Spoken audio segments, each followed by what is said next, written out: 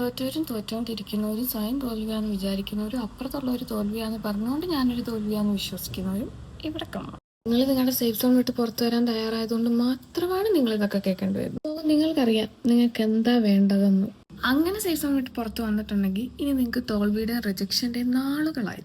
I want to share something with you. എനിക്ക് ഭയങ്കര ആഗ്രഹമായിരുന്നു സ്വന്തമായിട്ടൊരു ബിസിനസ് ചെയ്യണം, ഒരു ബിസിനസ് വുമൺ ആവണം, ഭയങ്കര ഇൻഡിപെൻഡൻ്റ് ആയിരിക്കണം, അങ്ങനെയൊക്കെ.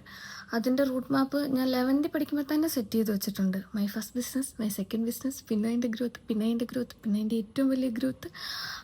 എന്തൊക്കെയായിരുന്നു. അങ്ങനെ സ്വാഭാവികമായിട്ട് എല്ലാവരുടെ ലൈഫ് നടക്കുന്നത് പോലെ +1 കഴിഞ്ഞപ്പോൾ +2, അത് കഴിഞ്ഞപ്പോൾ ഡിഗ്രി. റൂട്ട് മാപ്പ് അനുസരിച്ചുള്ള കോഴ്സിന് പോലും അല്ല ചേർന്നത്. എൻ്റെ റൂട്ട് മാപ്പ് വഴി ഞാൻ ബിസിനസ് ചെയ്യാൻ പോയി കഴിഞ്ഞാൽ സ്റ്റാർട്ടിങ് തന്നെ ഒരു 1 crore ഇൻവെസ്റ്റ്മെന്റ് എനിക്ക് വേണം. അതെൻ്റെ കയ്യിലില്ല. ഉറുമ്പിൻ്റെ അത്ര ഉള്ളെങ്കിൽ എൻ്റെ ആഗ്രഹങ്ങളൊക്കെ ആനയുടെ വലുപ്പത്തിലുള്ളതായിരുന്നു. അപ്പം നിങ്ങൾ വിചാരിക്കും ഞാൻ ഇതൊക്കെ വന്ന് എന്തിനാ ഇവിടെ പറയുന്നത്. നിങ്ങൾ സക്സസ് സ്റ്റോറി മാത്രമല്ലേ കേട്ടിട്ടുള്ളൂ. അപ്പം അതിൻ്റെ ബാക്കി കഥ അറിയണമെങ്കിൽ സ്റ്റേ ട്യൂൺഡ്.